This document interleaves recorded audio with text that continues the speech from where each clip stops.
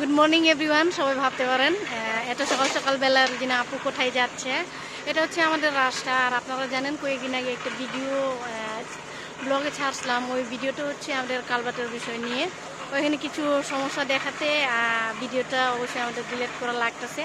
But সত্যি একটা বিষয় কি, মানে অনেক দিন পর আমি ওই রাস্তাতে চলে আসছি। এই যে দেখেন আমাদের কালভার্টের কাজ কমপ্লিট হওয়ার পথে। আর সবার মনে এই প্রশ্নটা থাকতে পারে যে রিজিনা আপু এটা সকাল সকালবেলা যাচ্ছে কোথায়।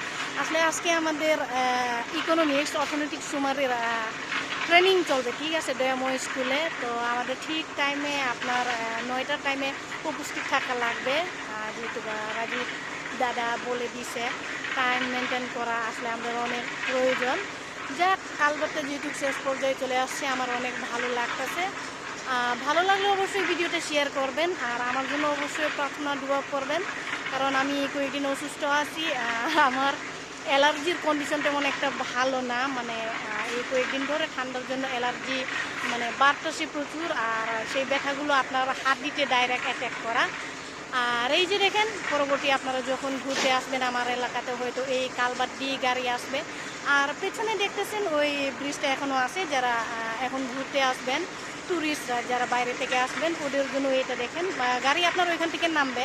আর আপনি যদি বাইকে করে আসেন তাহলে বাইকে যাওয়ার রাস্তা এটা।